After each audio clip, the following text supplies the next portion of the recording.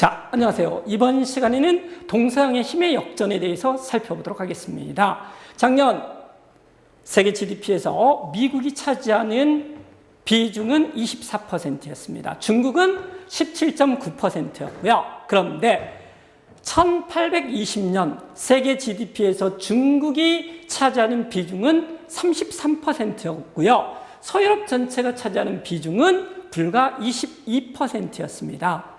그렇지만 이렇게 압도적이었었던 최강국 중국은 몰락을 하고 서유럽이 전 세계를 지배하게 되었습니다. 그 이유는 무엇일까요? 명나라 시대의 국토 면적이 나와 있고요. 청나라의 국경선이 나와 있습니다. 이렇게 명나라와 청나라는 압도적인 국력을 자랑하고 있었고요. 이에 비해서 유럽은 1500년에 500개의 국가가 존재를 하고 있었습니다. 명나라나 청나라 같은 경우를 봤었을 때 국토 면적이 넓기 때문에 전쟁을 한다 하더라도 농토에서 나오는 농업 생산물로서 얼마든지 그 비용을 감당할 수 있었습니다.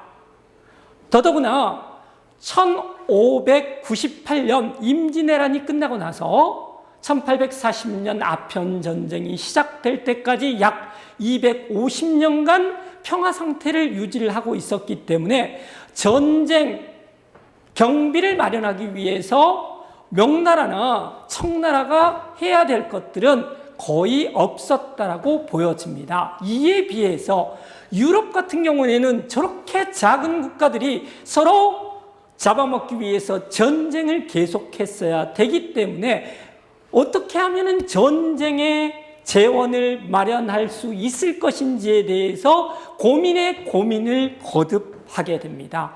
이 과정에서 바로 자본 축적이 이루어지게 되는 것들이고요.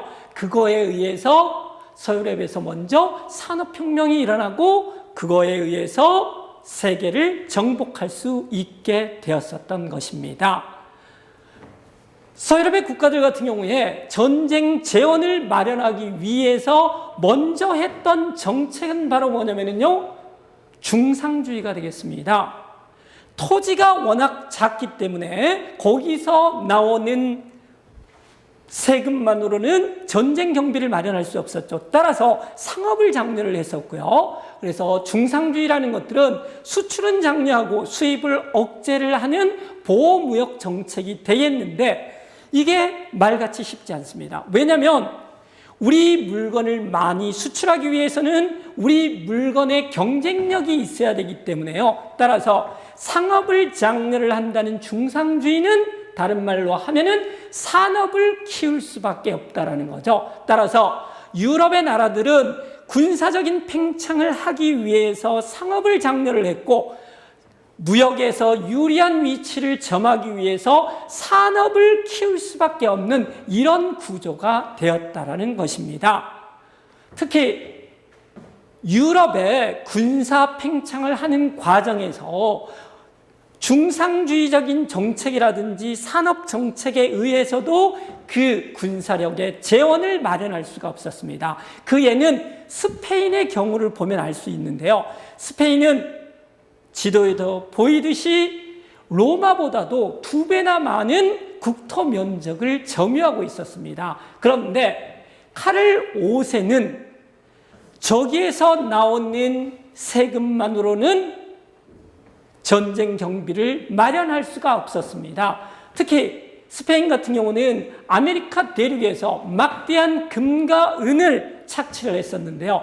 전 세계 생산량의 은 같은 경우는 85%, 금 같은 경우는 71%가 생산이 되어서 스페인에게 귀속이 되었음에도 불구하고 전쟁 경비를 마련할 수 없었습니다. 그만큼 전쟁 경비가 많이 들었는데요. 그래서 카를 5세는 이 양반 독일의 금융가였던 푸거라는 사람에게 돈을 꾸게 됩니다. 이때 돈을 껐을 때 이자가 무려 48%였다라고 그러는데요. 이렇게 돈을 꿔서 전쟁 경비를 마련할 수밖에 없었었고요. 그의 아들이었었던 펠리페 2세도 전쟁을 계속하는 것에 의해서 파산 상태에 이르게 됩니다. 4번의 총파산에 이르게 되는데요. 그 과정에서 바로 푸거 가문도 몰락했다라고 되어 있습니다. 이와 같이 당시에 최강이었었던 스페인조차도 전쟁의 경비를 마련하지 못해서 몰락을 하고 있었기 때문에 다른 국가들 같은 경우는 말할 필요가 없었다라는 거죠. 영국 같은 경우는요, 1800년에 인구가 불과 850만 밖에 되지 않습니다. 물론 프랑스는 2000만이 조금 넘었었고요. 따라서 이런 상태에서 세금만으로 전쟁 경비를 마련하지 못했었고요. 그래서 여러 가지 방책을 연구를 하게 됩니다.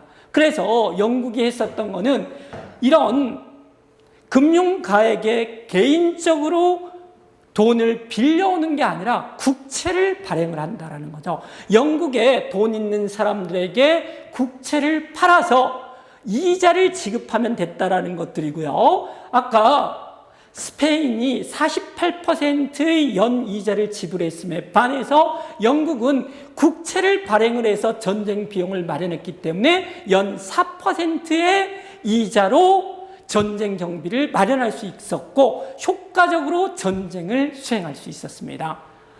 이런 것뿐만 아니라 영국이라든지 네덜란드 같은 국가에 있어서는 상업을 장려를 했었는데 상업에 있어서는 국내에 아까 말했던 중상주의뿐만 아니라 당시에 최강이었었던 동양과의 무역을 장악하기 위해서 특권 회사인 국가가 특권을 부여한 특권 회사인 동인도 회사를 설립하게 됩니다. 동인도 회사는 1600년에 영국이 먼저 설립을 했는데요. 영국은 별로 강하지 못했었고요. 1602년에 네덜란드가 설립한 동인도 회사가 영국보다 자본금이 10배가 많았고요. 따라서 네덜란드가 17세기 초반을 완전히 장악을 하게 됩니다. 이 동인도 회사는요, 국가에서 동방과의 무역을 독점할 수 있는 특권을 부여받은 회사가 되겠습니다. 얘는 최초의 주식회사라고 되어 있는데요. 그래서 주식을 팔아서 자금을 모집을 하고요. 그 자금을 가지고서 회사를 운영을 하는데 이 회사가 엄청난 규모였었다라는 것들이죠. 이 회사는 거의 국가처럼 행동을 했었습니다.